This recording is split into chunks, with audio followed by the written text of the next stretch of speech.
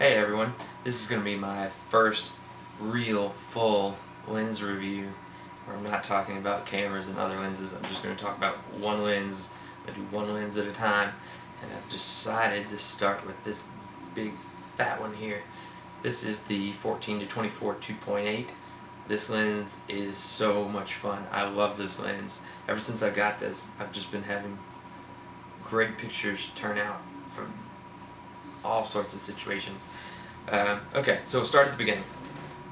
I'm recording with a 24 to 70, which I'm at 24 right now, so that's wide enough for most people. Unless you say, I really want to shoot this wide, you're not going to need this, because this is amazingly wide. 14 millimeters, I'm not sure exactly the degrees that you capture, but it's got to be somewhere close to 180. It's not fisheye. There's very little distortion. There is some at the edge. You'll bow the lines a little bit when you're at 14, but that's easily correctable in Lightroom. I'm going to be putting some pictures up during this, as you can see, if I haven't done it already. Some examples that I've got with this. Look at the front of this thing. It's big, fat and round. It's unlike anything else. It's crazy. I've never seen a lens that's that bulbous sticking out. No VR, just a manual and automatic with manual override switch on the side, which when you're this wide, vibration really doesn't come into effect unless you're shooting really slow shutter speeds. I'm used to thinking 2.8 is going to be a really narrow depth of field, and if you want to get more of the scene in focus, you need to bump up to like 5.6 or 8.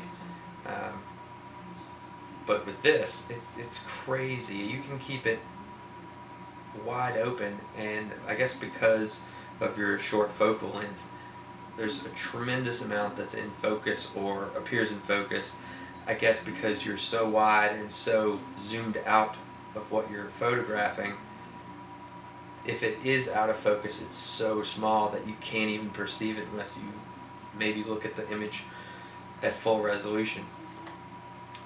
So, anyway, I'm going to throw some landscapes that I've done up there with this. I've shot with this at some events, just briefly.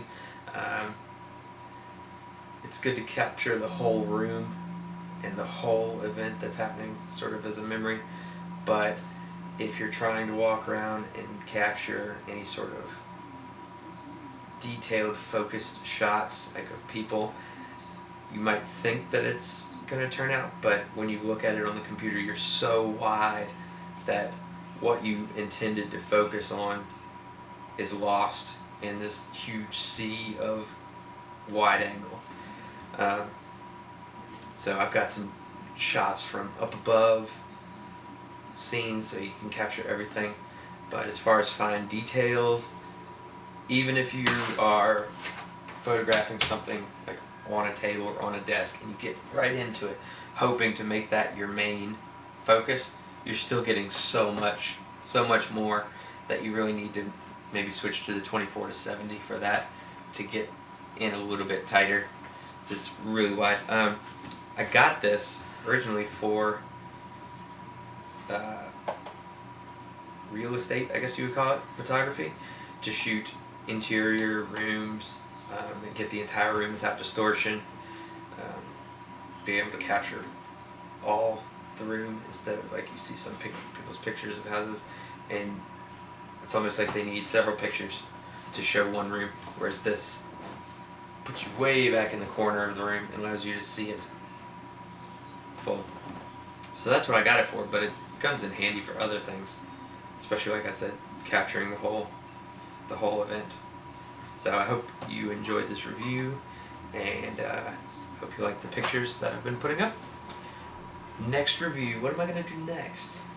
I think next I might do the 24 to 70 that I'm recording with, and record with this so you can just sort of see how wide it is.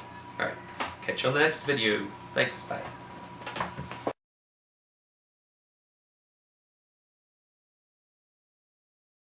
I'm used to shooting